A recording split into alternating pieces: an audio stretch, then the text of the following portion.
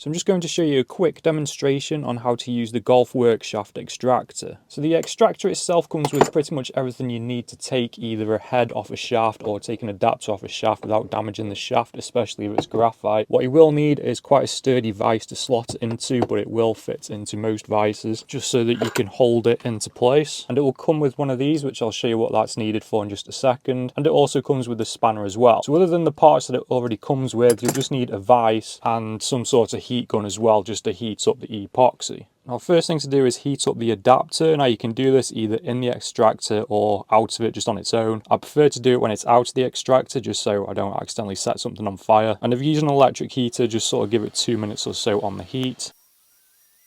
Now you don't want to heat it for too long as you can risk damaging the shaft. But you also need to heat it long enough so that it comes off quite easily, so you don't risk damaging the shaft from pulling it off in the extractor. So I'm just going to load this up into the extractor like so, just making sure that the adapter is quite close to the end, which doesn't matter too much, but it just makes it a bit easier. And that just tightens in there like so. You can make it as tight as you want. You do need it to be fairly tight just so it doesn't move. And then basically you just place this thing in between the adapter and the end of the extractor. And then you can tighten it up so it matches and just pushes against it just by twisting it with your hand. So I was just going to push the end up against that little tool thing. I don't really know what that's called, but yeah, you get the idea. And then it is going to require a bit more torque, so you do need to use the spanner and just keep twisting it, and you'll see that the adapter or the head or whatever it is, as long as you've heated it up long enough, it should just come off. And if you haven't heated it up for long enough, you can just obviously give it a bit more heat until it does come off.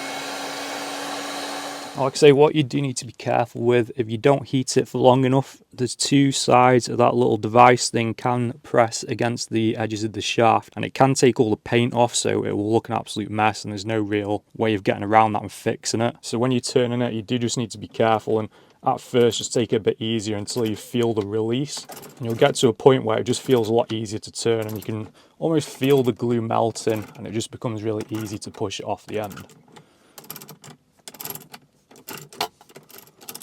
When you get near to the end and you feel like it's nearly coming off, you can again just twist it with your hand, and that will just drop off eventually.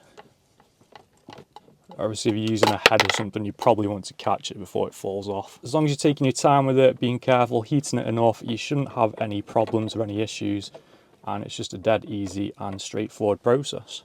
So like I say, you do just need to be careful. When that is pushing up against that, you can see if it gets really tight, it can just take off some of the paint. So that's just one thing to be careful of. So I'm just going to show you a quick demonstration on how to use the GolfWorks Shaft Extractor. So the extractor itself comes with pretty much everything you need to take either a head off a shaft